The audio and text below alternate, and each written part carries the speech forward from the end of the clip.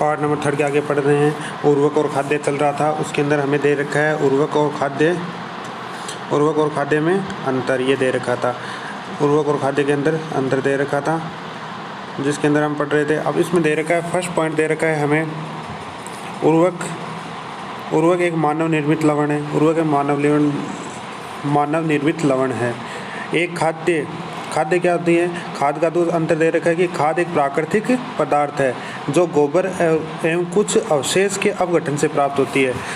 उर्वरक तो एक मानव निर्मित लवण है जो लेबोरेटरी के अंदर इसको निर्मित किया जाता है, जबकि खाद क्या है? एक पौधे और गोबर दोनों के अवशेषों को अपघटित करके बनाया जाता है। सेकंड पॉइंट दे रखा है, उर्वरक का उत्पादन फैक्ट्रियों में किया जाता है और खाद खेतों में बनाई जा सकती है, जबकि खाद को क्या है? खेतों में बनाया जा सकता है। और उर्वरक में हुमस प्राप्त नहीं होता है। इसमें क्या नहीं होता है? हुमस प्राप्त नहीं होता है। और जबकि खाद मिट्टी में हुमस प्रचुर मात्रा में प्राप्त होता है।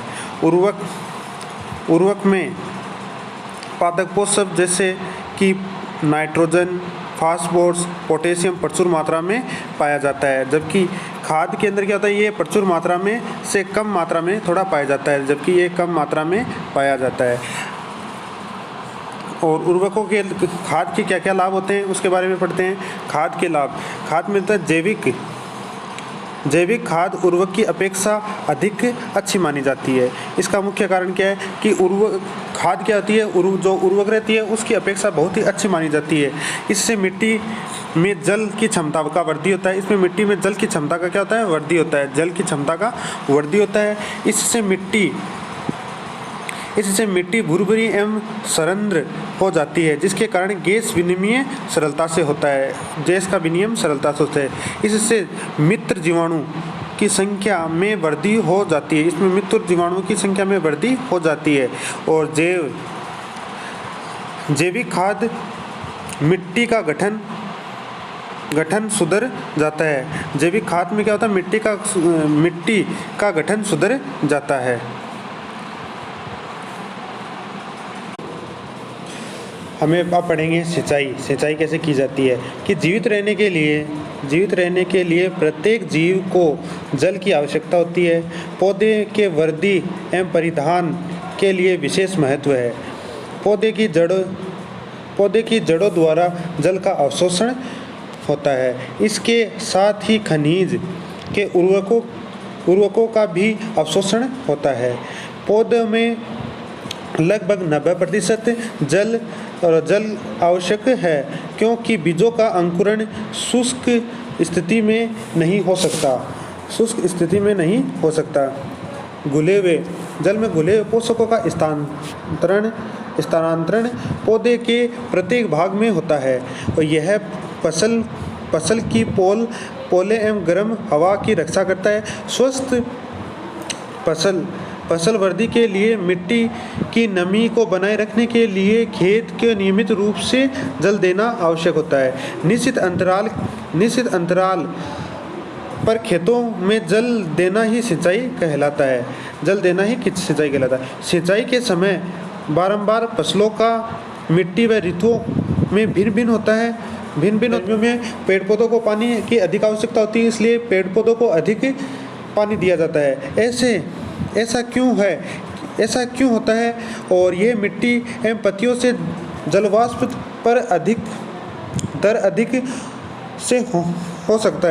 से हो सकता है। अब सिंचाई के स्रोत दे रखे हैं। सिंचाई जिसमें कुएं, नलकूप, तालाब, झीलों, नदियां, बांध, नहरों इत्यादि से क्या है? इसके जल के स्रोत दे रखे हैं।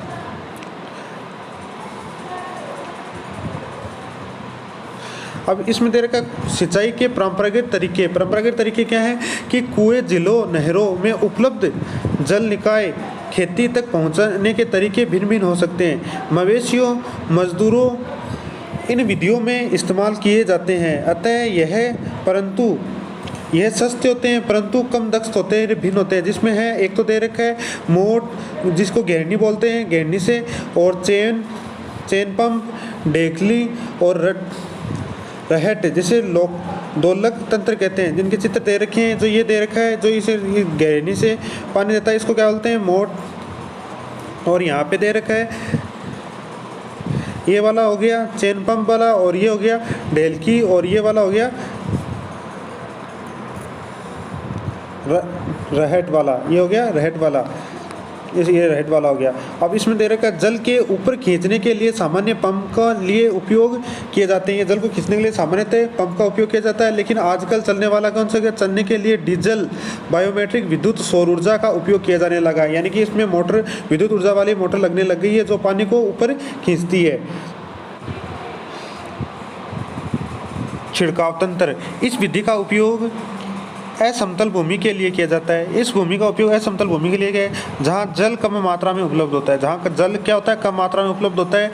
ये वाले दे रखी है। नलों को ऊपरी सिरे, ये ऊपरी सिरे पर घूमने वाले नोजल लगे रहते हैं। यह पाइप को निश्चित दूरी पर मुख्य पाइप से जोड़े होते हैं। नोजल क्या होते हैं, मुख्य पाइप, ये नोजल मुख्य पाइप से जोड़े रहते हैं और जब पंप की सहायता से जल मुख्य पाइप में भेजा जाता है, जब नोजल की सहायता से ये वाला इसके मुख्य पाइप में भेजा जाता है तो वह घूमते हुए नोजल से बाहर निकलता है, नोजल से बाहर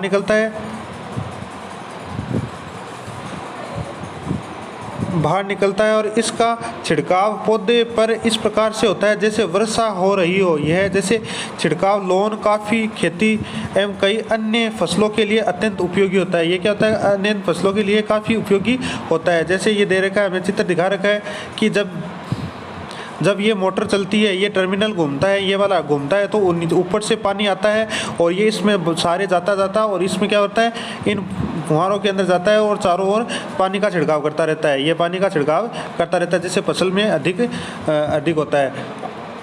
फिर आगे दे रखा है हमें कि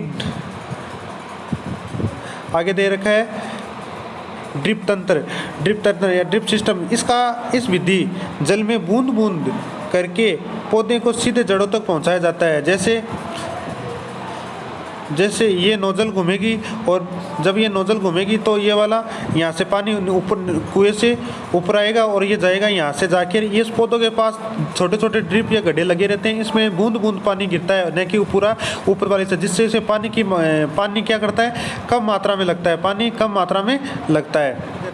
फलदार पौधे बगीचों एवं वृक्षों में पानी देने के लिए ये सर्वोत्तम उपयोग है। इससे पौधों को बूंद बूंद करके जल प्राप्त होता है और इस विधि में बिल्कुल भी व्यर्थ नहीं होता है पानी, और यह जल की कमी वाले क्षेत्र के लिए वरदान होता है। जल की कमी क्षेत्र होता है उसके लिए वरदान होता है। कौन सा, ड्रिप सिस्टम।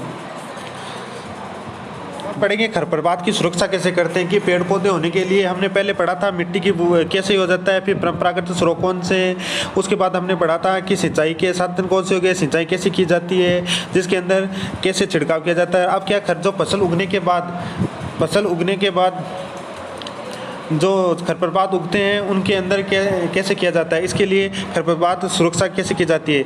बुध और पहेली के गेहूँ के खेत में गए उन्होंने देखा कि खेत की फसलों के साथ कुछ अन्य पौधे भी उगे होते हैं, यानी फसलों के साथ घास वगैरह उगा रहता है, उसको खरपतवार बोलते हैं।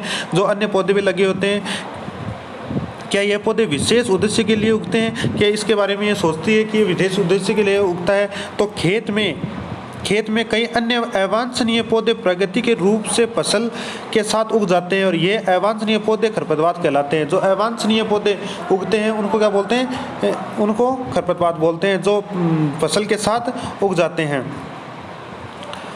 हैं। तो खरपतवार हटाने के लिए निराई की जाती है। खरपतवार हटाने के लिए क्या की जाती है, निराई की जाती है।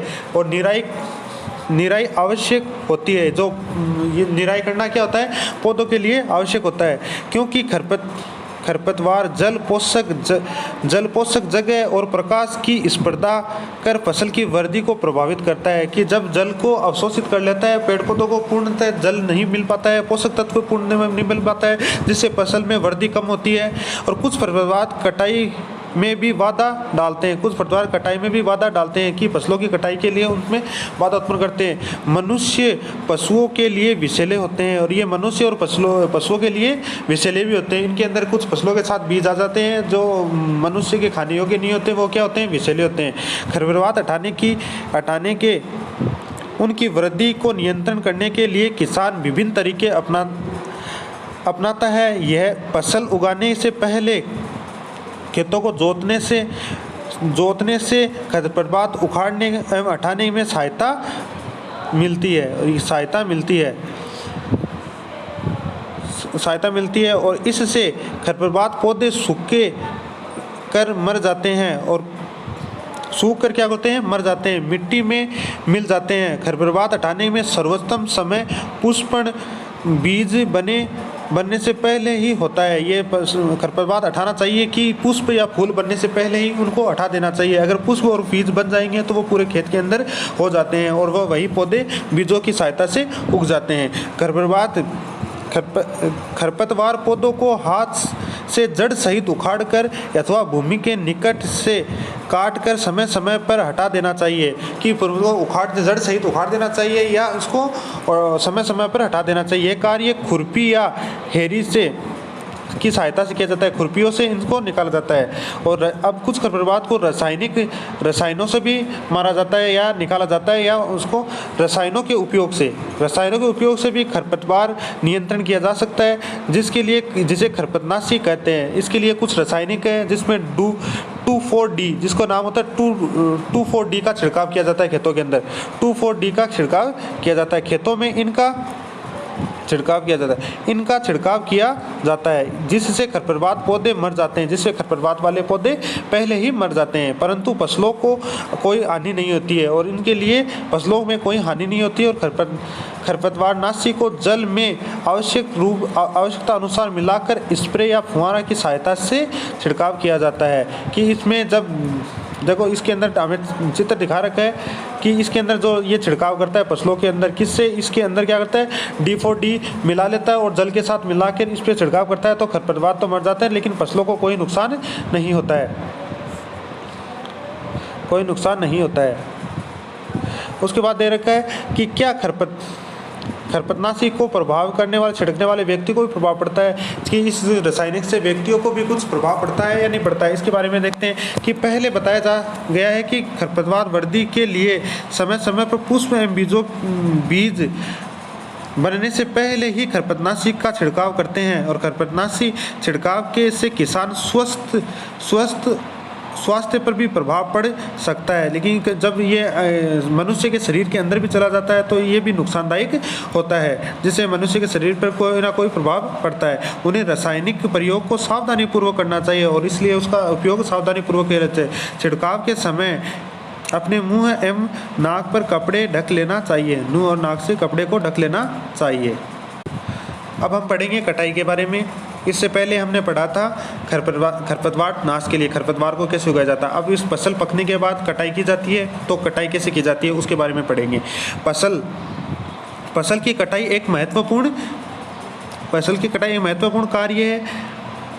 फसल पक जाने के बाद उसकी काटना ही कटाई कहलाता है। फसल पकने के बाद काटना ही कटाई कहलाता है। कटाई के दौरान पौधे को खींचकर उखाड़ लेते हैं और अथवा उसे धरातल के पास से काट लेते हैं, या तो उसे उखाड़ के निकाल लेते हैं या उसको धरातल से काट लेते हैं। और एक अनाज फसल पकने के लगभग 3 से 4 महीने का समय लगता है और फसल पकने के लिए कम से कम 3 से 4 महीने लगते हैं। हमारे देश में द्रांतली की सहायता से हाथ द्वारा कटाई की जाती है। ये वाली द्रांतली है, इससे क्या की जाती है फसलों की कटाई की जाती है। अथवा मशीन का उपयोग भी किया जाता है, जिसे इसको क्या बोलते हैं हार्वेस्टर कहते हैं। और काटी गई फसल के बीज और दानों को भूसे से अलग कर लिया जाता है और इससे थ्रेसिंग कहते हैं। और काटे गए फसलों को जब अनाज अलग कर लिया जाता है उसे क्या बोलते हैं थ्रेसिंग कहते हैं। यह कार्य कंबाइन मशीन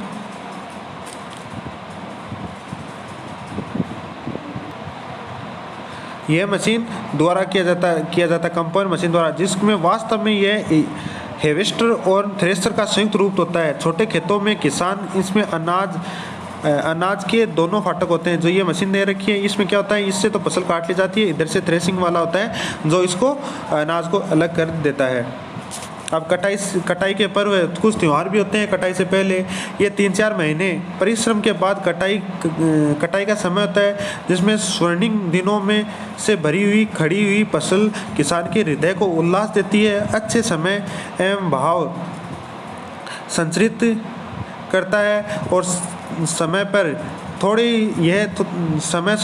पर ही थोड़ा आराम करने एवं खुशी मनाते हैं, क्योंकि पिछली ऋतु पर्यटन फसल मिलती है। इसलिए भारत के कई भागों में कटाई के समय हर्ष उल्लास एवं खुशियां मनाई जाती है, कि भारत में कई स्थानों पे हर्ष उल्लास के साथ कटाई के समय कोई त्यौहार मनाया जाता है। ये पुरुष और महिला दोनों मिलकर ही इस पर्व को मनाते हैं। कटाई ऋतु के साथ ही कुछ विशेष पर्व आते हैं, जैसे कौन कौन से आते हैं? एक तो आता है पोंगल आता है, बैसाख आती है, होली आती है, दीपावली आती है और